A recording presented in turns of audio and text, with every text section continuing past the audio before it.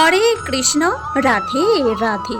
মৌমিতা পরিবারে আপনাদেরকে জানাই অনেক অনেক শুভেচ্ছা ও অভিনন্দন। আজকের আলোচ্য বিষয়টি হচ্ছে শ্রী নৃসিংহ চতুর্দশী কবে পালিত হবে, কিভাবে এই ব্রত পালন করতে হয়, উপবাস কতক্ষণ থাকবে, কি কি বিধিনিষেধ মানবেন, বিস্তারিত জানবেন আজকের এই ভিডিওতে। শ্রোতা বন্ধুরা, আজকের এই ভিডিওটি আপনারা প্রথম থেকে শেষ পর্যন্ত মনোযোগ সহকারে শ্রবণ করুন, আপনাদের কিন্তু অনেক ভালো লাগবে। নৃসিংহ চতুর্দশী ব্রত 2026 সালের ইংরেজি 30শে এপ্রিল, বাংলার 1433 বঙ্গাব্দে 16ই বৈশাখ শুক্লপক্ষের চতুর্দশী তিথিতে পালন করা হবে। ভক্তবৃন্দ অবশ্যই পরমেশ্বর ভগবান শ্রী বিষ্ণুর অবতার শ্রী নৃসিংহদেবের পবিত্র আবির্ভাব তিথিতে উপবাস ব্রত ভক্তিভরে পালন করবেন।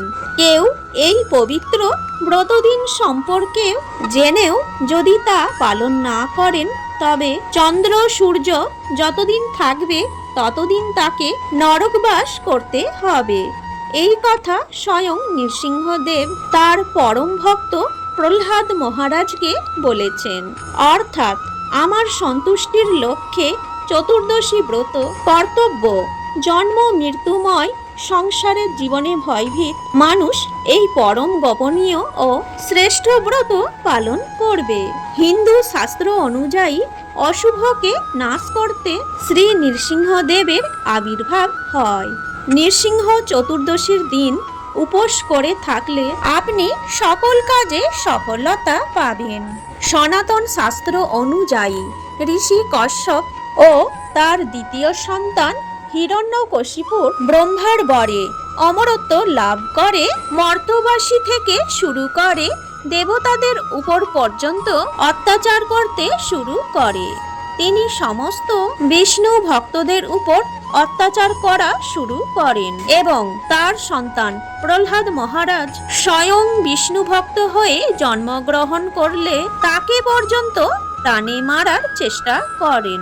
এই সময় প্রহ্লাদ মহারাজকে রক্ষা করবার জন্য ভগবান নারায়ণ তার রুদ্ররূপ নৃসিংহ অবতারে আবির্ভূত হন এবং হিরণ্যকশিপুরকে বধ করেন। সেই কারণে নৃসিংহ চতুর্দশী ব্রত পালিত হয়। এই ব্রত সঠিক নিয়মে কিভাবে পালন করবেন, উপবাস কতক্ষণ করবেন এবং ব্রত দিনে কি খাবেন কি খাবেন না। শ্রী নৃসিংহ চতুর্দশী ব্রতের দিন সকাল সকাল ঘুম থেকে উঠে স্নান সেরে শুদ্ধ বস্ত্র পরিধান করে ব্রতের সংকল্প গ্রহণ করবেন।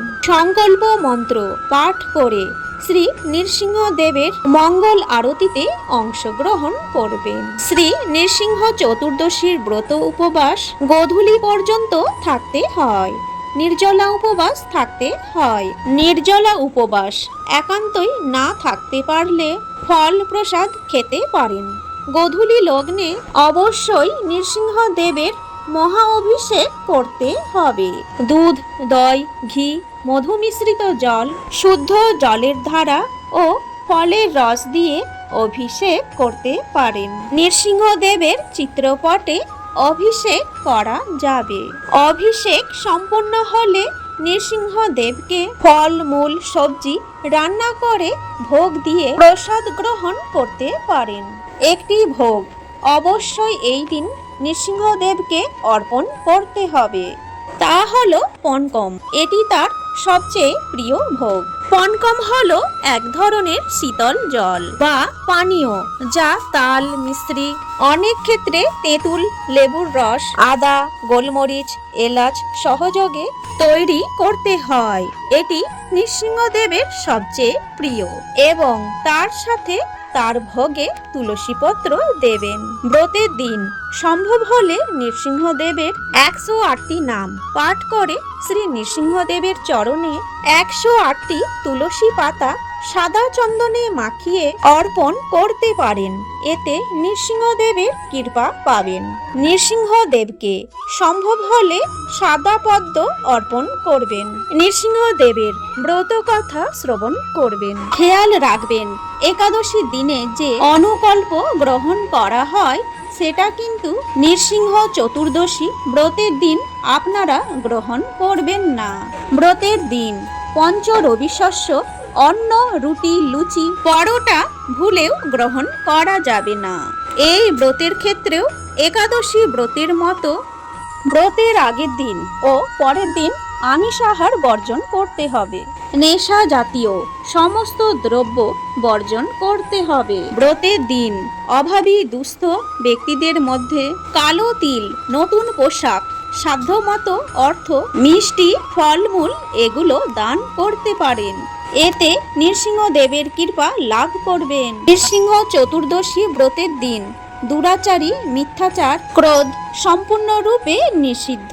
বেশি বেশি করে হরি নাম জপ সংকীর্তন করবেন। মনে রাখবেন, নৃসিংহদেব কিন্তু অনেক কৃপালু। শুদ্ধাচারে পূর্ণ ভক্তি ভরে নৃসিংহ চতুর্দশী ব্রত করলে তিনি ভক্তের মনোবাসনা অবশ্যই পূর্ণ করেন। সব বিপদ থেকে তার ভক্তকে রক্ষা করতে তিনি সবসময় প্রস্তুত, যেমনটা রক্ষা করেছিলেন প্রহ্লাদ মহারাজকে। জয় শ্রী কৃষ্ণ।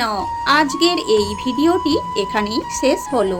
এই ভিডিওটি দেখে আপনি যদি একটু উপকৃত হয়ে থাকেন, ভিডিওটিতে অবশ্যই একটি লাইক এবং কমেন্টে লিখুন জয় নৃসিংহদেবের জয়। তার সাথে সকলেই ভালো থাকবেন, সুস্থ থাকবেন।